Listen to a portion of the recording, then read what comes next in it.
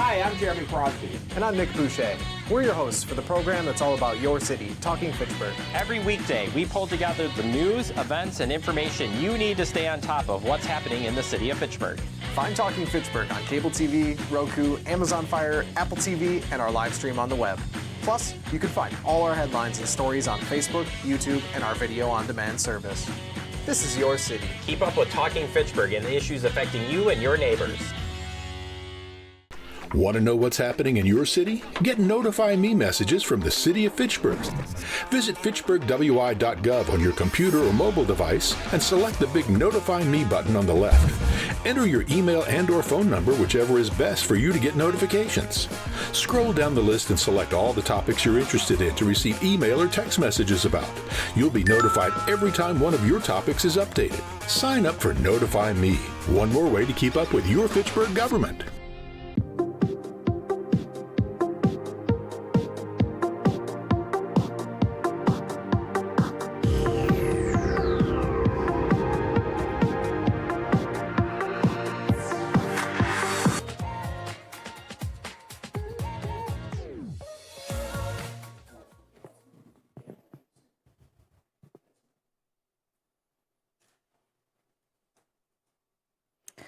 I call to order the meeting of the Finance Committee on June 24th, 2025 at 5:32 p.m. First item of business is the approval of minutes. I'll need a motion on the minutes of the June 10th, 2025 Finance meeting. I move approval. Motion to approve by Alder Jetzer. Comments or questions? Seeing none, all in favor of accepting the minutes, say aye. Aye. Aye. Motion carries unanimously. Moving on to item 3, public appearances for non-agenda items. We have nobody in chambers or online. I don't believe so. Is Keith Dahl here for, oh no. Nope, that's for an agenda item. Perfect. Everyone's here for an agenda item, so we can move on to item 4, Finance Director Report. Misty? Thank you. So I'll start with the May 2025 Treasurer's Report that's included in the packet. We didn't have any maturities or turnover, so it's a relatively straightforward month. So I don't really have anything special to share, but I will pause in case there's questions. Bill? Just a couple of comments. It looks like the debt service fund is down 15% since last month. We made a debt payment. Okay. As of May 1st would have had a debt payment.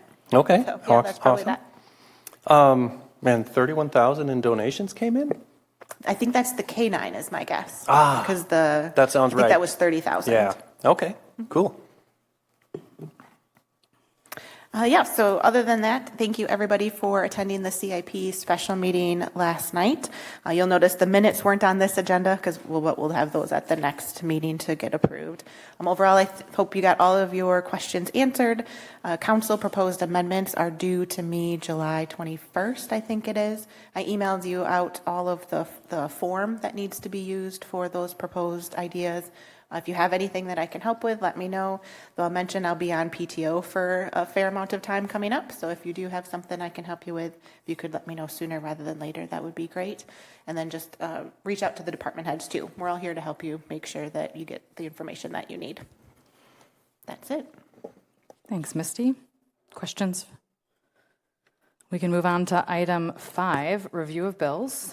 First is 5A, detailed review of checks for $10,000 and above for June 1 to 15, 2025, totaling $1,173,518.38. Comments or questions? Moving on to 5B, detailed review of all checks issued, checks 128783 to 128848 from June 1 to 15, 2025, totaling $1,289,724.60. Comments or questions? Micah. Quick, for when we pay Nine Springs for management, how often do we pay them? Is that That is monthly. That's monthly. And okay. it was a 10-year contract, if I remember correctly, through a while still. Okay, thank you. Seeing nothing else, we can move on to 5C, detailed review of all of P-card transactions for $10,000 and above for the cycle ending May 6, 2025, totaling $152,185.13. Questions? Moving on to 5D, our review of P-card transactions for the cycle ending May 6, 2025, totaling $270,293.46. Questions from the committee? All right, we can move on to our action items. Action item 6A, I'll need a motion on Resolution R8425, acceptance of engineering services agreement for water supply service area plan, and this is a direct referral. Move to approve. Motion to approve by Alder Lettuce. And are we turning this over to Tim? Yes, thank you. Due to a recent update to the Great Lakes Compact, all public water systems serving a population of at least 10,000 are required to prepare a water supply service area plan. City of Fitchburg Water Utilities is required to complete a water supply service area plan by December 31st, 2025. Public Works Department prepared a request for qualifications for general engineering services, which was advertised by legal notice in the Wisconsin State Journal on January 22nd, 2024, and January 29th, 2024, as well as posted on Quest CDN. February 5th, 2024, City opened 10 proposals for these services. Through a quality-based selection process, Strand Associates was determined to be the most qualified consultant to prepare the water supply service area plan.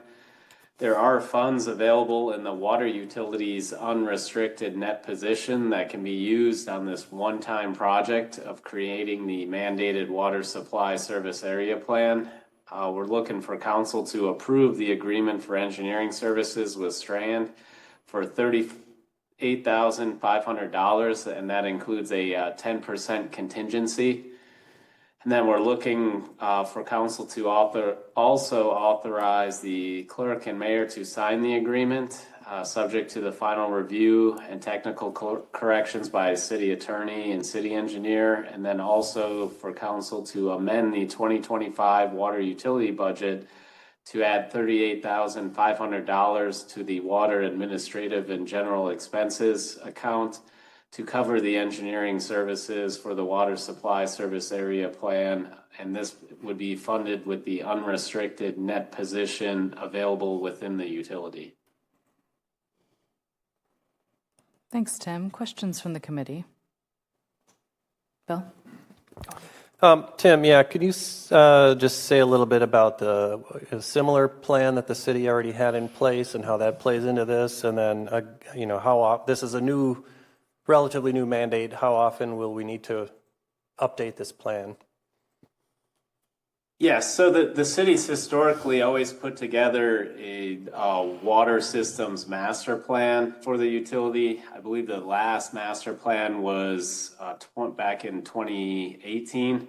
Typically, that plan coincides with any updates to the comp plan. So our next update would be after this upcoming comprehensive plan update.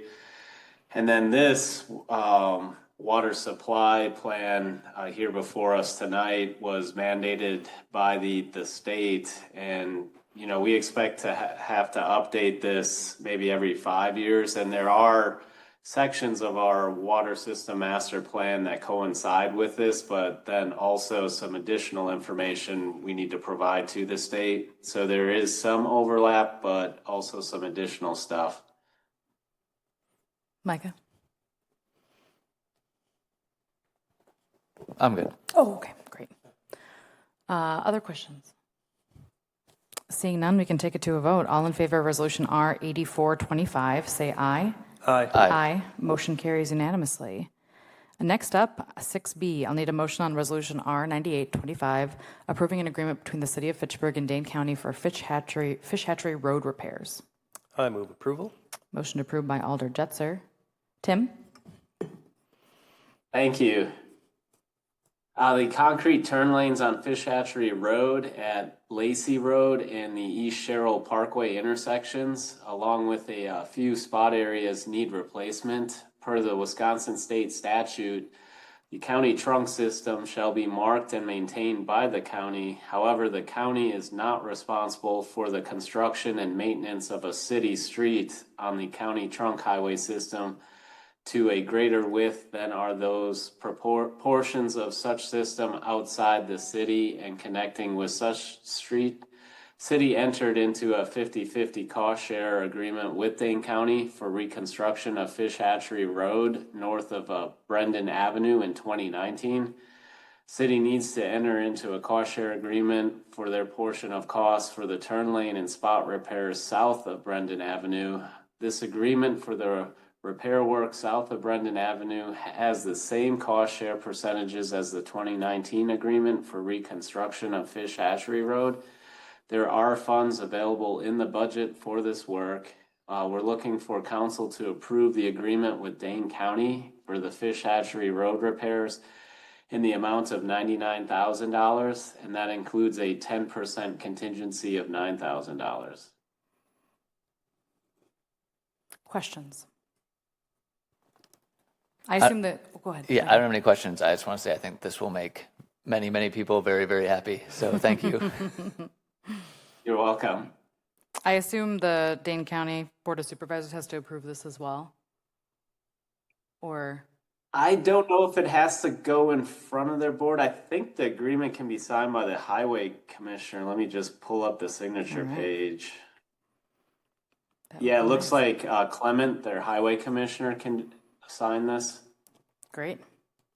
Any anticipation of when the construction might start? It would be sometime this summer. The work would be being performed by county highway department staff, and then it's just really getting it onto their work schedule. Great. Bill. Yeah, so this is a separate agreement. We're not going to make an amendment to the existing agreement for the portion of Fish Hatchery Road north of Brendan Avenue? No, this would be a new agreement for the portion south of Brendan. The existing agreement for north of Brendan would remain as is. Okay. Seeing no other questions, we can take a vote. All in favor of Resolution R 9825, say aye. Aye. Aye. Motion carries unanimously. Moving on to, I need a motion on Resolution R 10125, approving the purchase of a 2025 40-foot bucket truck. Move to approve. Motion to approve by Alder Ledesay. Tim. Thank you. Streets has scheduled the replacement of a 1999 GMC bucket truck. Public Works collected bids from 3 vendors. Utility Sales and Service supplied the lowest price bid of $152,597. Public Works has sufficient funds in the Streets Equipment Replacement Fund. Looking for council to approve the purchase of the new bucket truck from Utility Sales and Service in the amount of $152,597. And then we're also looking for council to authorize the mayor to sign the contract with Utility Sales and Service, and then also have council authorize us to auction the 1999 GMC bucket truck at Wisconsin Surplus with a minimum bid of $5,000. Questions? Sounds pretty straightforward. Seeing nothing, all in favor of Resolution R 10125, say aye. Aye. Aye. Motion carries unanimously. Next item, I'll need a motion on Resolution R 10225, approval of the deferred loan agreement and documents for the Uptown Hills Workforce Housing Development. I'll move approval. Motion approved by Alder Jetzer. And I see our Economic Development Director is coming to the mic. Mike, the floor is yours. Yeah. Thank you, Madam Chair. Before you tonight, we have the Uptown Hills 24-unit workforce housing development, and joining us via Zoom is one of the developer representatives, Sean O'Brien from North Point Development, and then we also have one of our financial consultants, Keith Dahl from Ellers and Associates, and Tyler Manley, who's our legal counsel that we've contracted with through Axley to help us with the loan documentation. All the loan documents were added to the council packet. Hopefully you guys have had a chance to read through those. And we've got the Ellers analysis memo. Keith is here to answer any questions on that. And then we've got Tyler and Axley, who did a really good summary of all the loan documents associated with it. We're going to be providing $330,000 in a deferred loan to the Uptown Hills project. This is our first model of using a deferred loan program, and the source of the funds are the TID for housing dollars. That's the bucket that we're going to be tapping into. So with that, I'll turn it over to maybe Sean if he wants to give any updates quick on the project. And then if there's any questions for either Keith or Tyler on the documents, they'd be happy to answer any of those questions. Great. And Sean, if you wouldn't mind just doing a little introduction about the project more generally. I know we've heard about it before, but just given that this is a vote on more of a substantial thing, I just love for you to give some kind of a general overview of the project as well. Yeah, no, thank you. We're building 24 three-bedroom units at 5078 Haight Farm Road. This will be, right down the street from a project that we also developed and own on Lacey Road. And this project is going to be all 3 bedrooms in 2 different buildings, and they're going to be set aside for households that earn between 30 and 80% of the county median income. And we've gotten substantial financial support from other partners, including the county through their Affordable Housing Fund, the county as well with their home funds. We received an AHP Federal Home Loan Bank grant for this project as well. Just trying to, bridge the gap between, where we're seeing construction costs these days. Small projects obviously don't have as many efficiencies as large projects. So there's one hurdle that the city is certainly helping us with. And, the discount on rents that we're seeing on our projects and this project in general, as opposed to, new townhomes that are across the street from us, could it be anywhere between, $800 to, $1,000 a month difference in rent. And so that really, I think, helps, provide affordability for the city, and certainly here to answer any other questions that you might have. But, moving forward to get this loan approved definitely allows us to finish our tax credit paperwork with WIDA. And then we're hoping to be able to close and start construction by the end of next month. And so if all goes well, you'll start seeing a lot of movement in about 30 days or so. Wow, that's outstanding. Fast turnaround. We've been working on this project for a couple of years, so it's coming to a head here that, and it seems like a short timeline, but it has been a very long process, and these projects just have just a very long lifespan of idea to building to actually creating a household for someone to live in.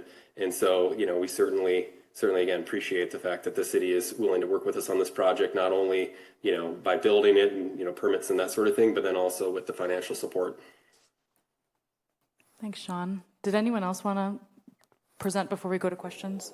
I think they're here for questions, unless you want them to give an overview of kind of the Ehlers analysis and then an overview of the documents that are included for the deferred loan. Perhaps, I would eventually like that. Maybe we could do that at council. Okay. For sure. I'll defer to unless the the committee would like to hear it now. I think if you do it once at council, then you don't have to do it twice, right? Yeah. Yeah, I know I read through it, so yeah, I think do it at council. And they're both joining us at council. The whole group Outstanding. is joining us at Wonderful. the council. Questions from the committee?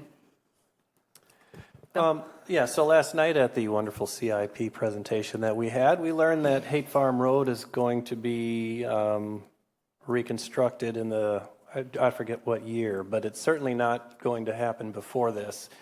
So where is this development exactly? I think it's on the current section of Haight Farm Road that still needs to be reconstructed. So how are city services being delivered to this site? Water and stormwater, sewer, that sort of thing. I can take that, I think. Mike, do you want me to answer that?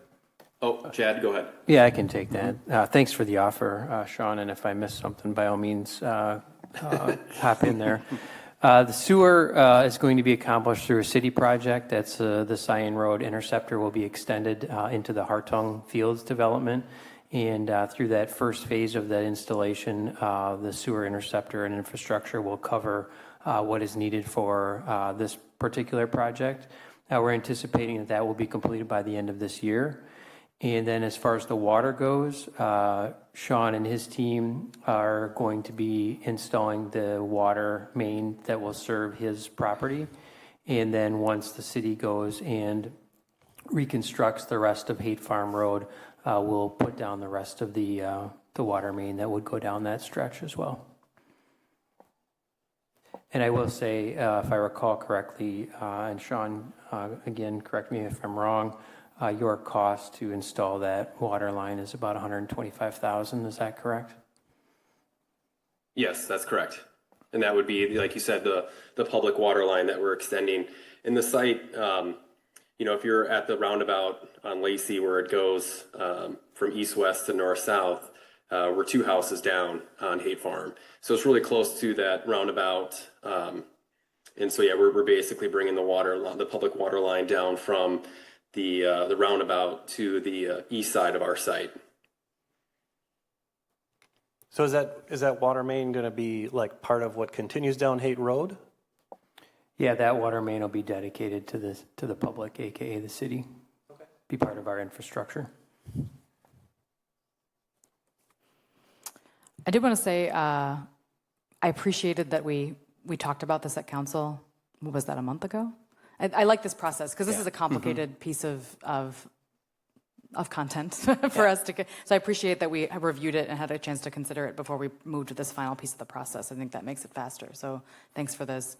I'm very eager to use this affordable housing money. We need to get it out the door. We need to start building homes, and things are only going to get more expensive. So getting moving in things as fast as possible, especially when these development timelines take 2 years, I think we need to move rapidly. So I'm really happy that we brought this project, and I think it's an interesting concept and excited to try something new. And thanks to Sean I know you've brought affordable housing into our community before, so happy to see more. And townhouses with 3 bedrooms, I know, are highly desirable units, and we don't see a lot of 3 bedrooms units coming to Fitchburg at market rates. So really, really nice to see some 3 bedroom units, which I know are much more functional for families. And that was a priority identified in that 2019 housing plan, were townhome units for families. Amazing. Yeah. Anything else? We'll take it to a vote. All in favor of resolution R10225, say aye. Aye. Aye. Motion carries unanimously.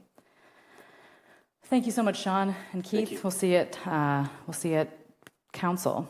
Next, I'll need a motion on resolution R10325, directing city staff to collaborate with Gorman and Company for home ownership per the terms of the Gorman proposal and analyze the financing and economic feasibility of a project for future common council consideration. Move to approve. Motion to approve by Alder Ledesay. Mike? Sure, I'll just provide a little preview, and I think Gary's going to come up here. One of the other goals in our 2019 housing plan was to work on more affordable home ownership. And local developer here, Gary Gorman, longtime Fitchburg resident and family here, approached the city with an innovative proposal about a collaboration and partnership to try and bring us some single-family home ownership. So with that, I'll turn it over to Gary to kind of give the 30,000-foot level. Thanks, Mike. Thanks, Madam Chair. This conversation goes back to last fall. My wife, Mallory, is the chair of the Affordable Housing Committee, and she showed me a lease-to-own proposal that was in front of the council and her committee, and I didn't like it. And I pointed out a number of things that I thought were flawed in that proposal. And her typical response would be, okay, smart guy, you come up with something better. And so I had conversations internally with our folks, and we thought that, I had our construction guys look at what percentage of the retail cost of a home is essentially public improvements that the developer is asked to pay for. While the developer doesn't pay for it, the developer passes it on the price of the home. So it's essentially 20% of the price of a home. So a $400,000 home, you got about $80,000 of improvements. And then the other part of it we looked at is what does a developer expect to make? Generally speaking, they expect to make at least 10 to 15% of the retail price of the home. So what the idea on the table is if we could partner with a community so that the public improvements would essentially be paid for by the public, by the city. Examples: park fees, roads, underground, surface water detention areas, all of the things that are essentially deeded to the public eventually. If those would be paid for by the city and through a TIF mechanism or some other mechanism, and if you could get a developer to waive their fee or profit on the project, you could save 35% of the cost of a home. And so Mallory said, well, why don't you propose that? That wasn't exceedingly popular at my office, but our ultimate conclusion was that we were going to propose it and that we are willing to do it. And you might sit there and you ask, why would a for-profit developer do something like this? The answer is that we operate in 12 states, and we've developed thousands of multifamily units, several hundred single-family homes, but thousands of multifamily units in about 27 communities in those states. And many of them are seeking affordable single-family first-time homeowner options, because it's no secret the cost of construction, cost of land has gone up substantially in the last 5 to 10 years. So if we can do it as a prototype, as an example, even though we make nothing frankly, in my hometown, then we'd have something to roll out in our different communities. That's why I'm here. That's why we're willing to do it. I don't know if I need to get into the structure of the transaction other than the broad brush of what I described, but I'm happy to answer any questions that you might have. Let me add one other thing. Yeah.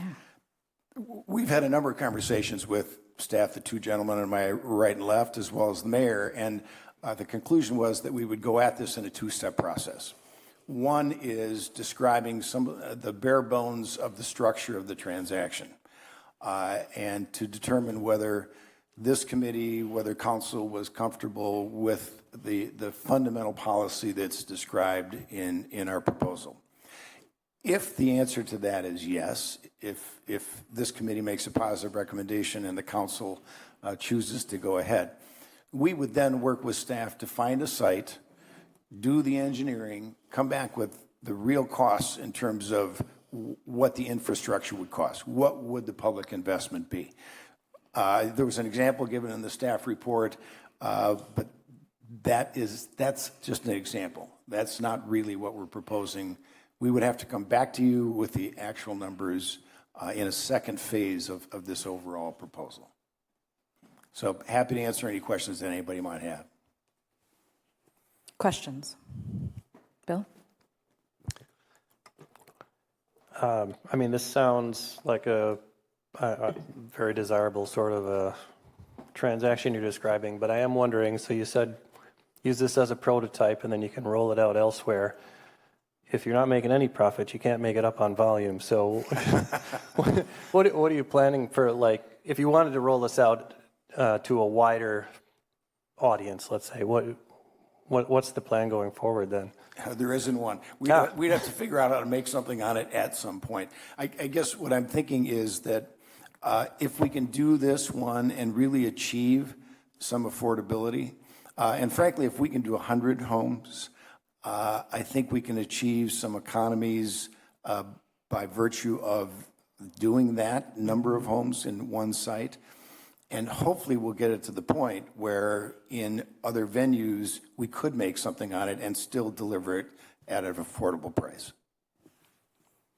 I guess just a couple of follow-ups. So that the program you mentioned earlier was going to be for, what, 10 or 12 units. And I think we read something about 75 units in the packet, and just now you mentioned 100. So I imagine the actual number is going to depend on whatever site you eventually land on? Absolutely, absolutely. And one other point, and I don't want to pick on the lease-to-own proposal, but one of the things that I was fairly critical of to Mallory when she showed it to me was there was no leveraging other sources of capital. All of the money came from the city of Fitchburg. Whereas in the proposal that we came up with along with staff, there would be the public improvements that would be funded, and there would be a soft down payment loan, but there would be capital from the actual buyer of the home as well as a conventional mortgage that would be brought in to be part of the purchase price of the home. So this proposal would leverage city funds as opposed to have it be 100% city funded. Mike. This may be a question for Mike. So when I see the like estimated cost here, so the infrastructure and development fees that we would basically be covering for the city. Is the down payment assistance, is that a kind of a separate thing that we would decide to do or not do as part of this program? Like we could decide to use the Affordable Housing Fund for that or not, or is this like a critical portion of this? I'm just trying to get a gauge of how the program would work. Sure. I think one of the objectives when Gary and Gorman and Company approached us was how do we come up with the down payment assistance so that way it avoids the private mortgage insurance for it. Originally started out at kind of a $50,000 level. We thought that was maybe a little too high for us solely as the city. So we landed at kind of $25,000 kind of per home, figuring 100 homes, 2.5 million. And the source of those funds that we would envision would come from our TID for Housing dollars, that bucket. And we'll be talking about that with the TID for Housing memo under new business tonight. That's why I've got the $2.5 million figure in there. But in talking with the city attorney, finance director, city administration, we wouldn't be able to create a down payment assistance program just for one development.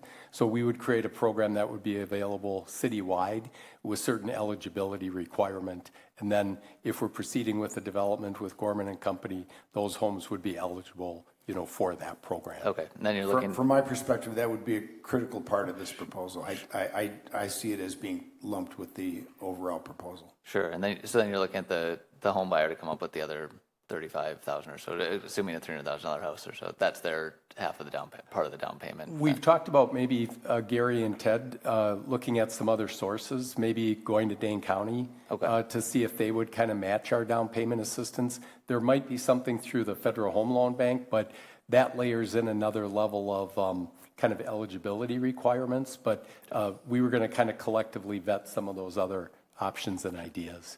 So I think in an ideal world, the potential homeowner would be in for $10,000. We would try and come up with the $50,000. Okay. Bill. Yeah, regarding the down payment assistance, there was one thing in the packet. It says this is on page 7 of 10, item number 8. The Fitchburg down payment assistance loan shall not require monthly payments, but it shall be fully due and payable upon sale or refinancing of the home. So like right now, mortgage rates are 6-7%, whatever. So if over the course of a very short period of time, those rates would happen to fall to, 3.5-4%, and everybody wants to refinance, they would need to repay at that time? Yes. The thought was the down payment assistance and this overall program is to create the opportunity for people to become owners. But then if that kind of favorable refinancing environment comes to pass, their mortgage payments might be cut in two. I mean, if it really goes back to 3 or 4%, and those payments are going to drop. So the idea is that it would be fair to the taxpayers of Fitchburg that they would get repaid at that point. Same thing on the sale of a home. The advantage too of the deferred, in effect, the deferred loan would be is that the city would then have the ability to replenish the funds available for down payment assistance. 100%, yeah. Yep. I was just, if interest rates were to fall precipitously, this could be a stumbling block where people wouldn't, it would be a disincentive to refinance. So, well, I guess depends on how much the rates drop. That's what we've got in place. So yeah. Yeah, I mean, I see what you're saying in that it's like this incentive. The rate drop will lower the monthly payment, but they would still then need to come up with the lump sum that they would have had that they didn't have in the first place when they bought the house. So yeah. But exactly. I understand. Yeah. Well, I think the other consideration would be is how much has the home increased in value during that period of time as well, which may allow them to, when they do a refinance, have some equity take out into the new loan and still maybe perhaps avoid a PMI payment on top of it. True. Yeah. I seem to recall that home values have increased just slightly over the past few years. I'm sure you've heard something about that. So I think this is a really interesting proposal, and I thank you for bringing it to us. I think we all need to get really creative when it comes to this affordable housing crisis, and everyone needs to be involved. And I'm really excited that we can get a for-profit company involved in this way. I think it's an interesting model. I don't know if anything exists like this elsewhere in the state. I'd be interested to know if it does. It doesn't sound like it. But the rent-to-own program, I had concerns as well, and it was mostly around the city getting involved in development of a property. That just felt like something that was way out of our expertise and could turn into, create complications that is outside of our scope of duties. But you know how to build homes. And leveraging that experience and partnering in this way, I think there's obviously risks involved, but I think we need to take big steps in this affordable housing crisis. And home ownership is the hardest piece of the affordable housing crisis. It's like we can find ways to make affordable rentals, but we just don't get any home ownership coming that's under $500,000 at this point. And it's just so far out of reach for so many families, and we need to do something about it. So I think this is a really fascinating proposal. Looks really well thought out. I like that we're doing it in a 1-2 step again, like this similar way where let's talk about the concept and get on board with the concept and then kind of dig into the details. But I'm really excited about this. I think there's a lot of potential here, and thank you for bringing it to us, and excited to see where this goes. Thank you for the consideration. Anything else from the committee? Micah. Just one more. So the Clause 9, I just want to say I really like this proposal too, and I thank you for bringing it to us.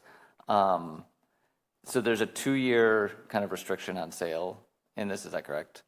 How does that kind of work so I mean, I assume they're just restricted from selling for 2 years, and then after that 2 years, do all the houses just kind of go up to market rate and can be sold however they want? Kind of how do those, what were affordable houses when we build them, kind of enter the market later on, and kind of how do you envision that sort of working? That's a really good question, and frankly, we've struggled with that because we're not doing this so people could flip homes. Yeah. That's why the 2-year restriction. But then we tried to strike a balance between, not having flippers deal with these homes or buy these homes. On the other hand, people get transferred because of their jobs, people have changes in their family structure, and if we have long-term restrictions, that may limit the options of good people that want to buy a first home. So we tried to strike a balance, and there is no perfect balance that I know, but that was what we tried to do. Okay, thank you.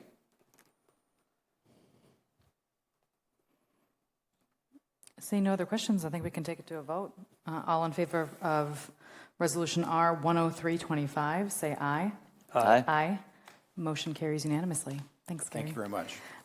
Next up, I'll need a motion on Resolution R 10825, purchase of pedestrian lights for Phase 2 in the plat of 4th Edition to Terravesa. I move approval. Motion approved by Alder Jetzer. Tim. Thank you. Pedestrian scale lights are required per city ordinance in the T4 and T5 districts of Smart Code. The plat of 4th Edition to Terravesa is located in a T4 district and requires pedestrian scale lighting. City specified pedestrian scale lights are sold direct by the manufacturer, Stress-Crete Incorporated, to the city. The agreement for subdivision improvements in the plat of 4th Edition to Terravesa requires the city to purchase the pedestrian scale lights for this plat and the subdivider to reimburse the city for these lights within 30 days of invoice. Looking for council to approve the purchase of the pedestrian lights for Phase 2 and plat of 4th Edition to Terravesa from Stress-Crete for $62,628. Thanks, Tim. Questions from the committee? Seeing none, all in favor of Resolution R 10825, say aye. Aye. Aye. Motion carries unanimously. Moving on to Resolution R 11125, approving change order number 1 for Cyan Road Reconstruction Phase 3. Move to approve. Motion approved by Alder Lattice. Tim.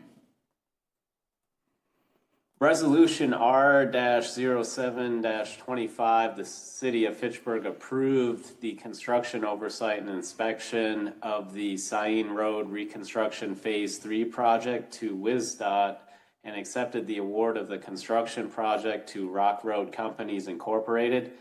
During construction, the contractor encountered an unforeseen condition with the existing soils through the marsh area where the new roadway will be constructed. To stabilize the subgrade for the new roadway, we need to install select crushed material. The labor, equipment, and material costs for this work is approximately $210,000, which is available in the project budget. We're looking for council to approve change order number 1 for Sain Road Reconstruction Phase 3 in the amount of $210,000. Thanks, Tim.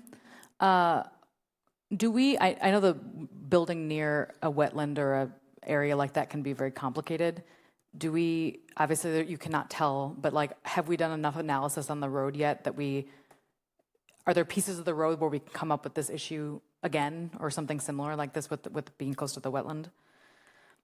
So when this issue did come up, we had the contractor dig test pits throughout the site within the project limits, and we had our engineers on staff here at the city. We had the construction oversight engineer and also geotechnical engineers from WisDOT, and then we hired a third-party geotechnical engineer to be on site during these test pits to kind of gauge on how much rock needed to go in each location. I believe that it was like 10 to 15 test pits we did.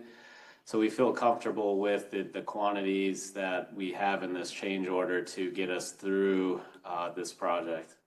Great. Other questions?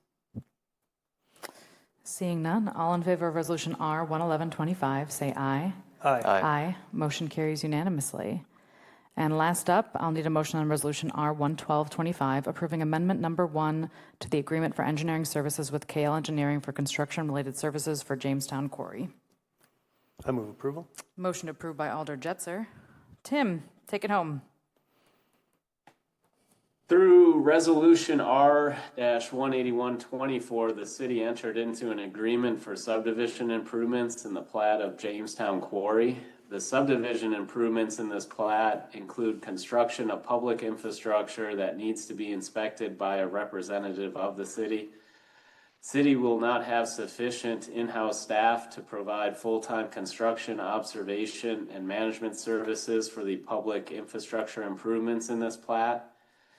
So based off a quality-based review from engineering proposals we received back in February of 2024, we determined KL Engineering to be the most qualified consultant to provide these construction-related services for this plat.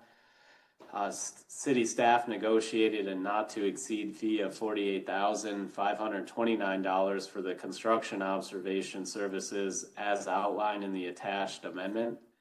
The subdivision improvement agreement specifies that such services are invoiced and paid for by the subdivider. We're looking for council to approve the amendment number 1 to the agreement for engineering services for construction-related services for the Jamestown Quarry in the amount of $48,529. Thanks, Tim. Any questions from the committee? Seeing none. All in favor of Resolution R 11225, say aye. Aye. Aye. Motion carries unanimously. Thank you so much, Tim. Next on the agenda is number 7, announcements. Our next finance meeting will be July 22nd, 2025. We are skipping our first meeting in July, so that's why it's a month away. I'll take a motion to adjourn. I move we adjourn. Motion to adjourn by Alder Jetzer. All in favor, say aye. Aye. Aye. Motion carries. We are adjourned at 6:14 p.m. Thank you.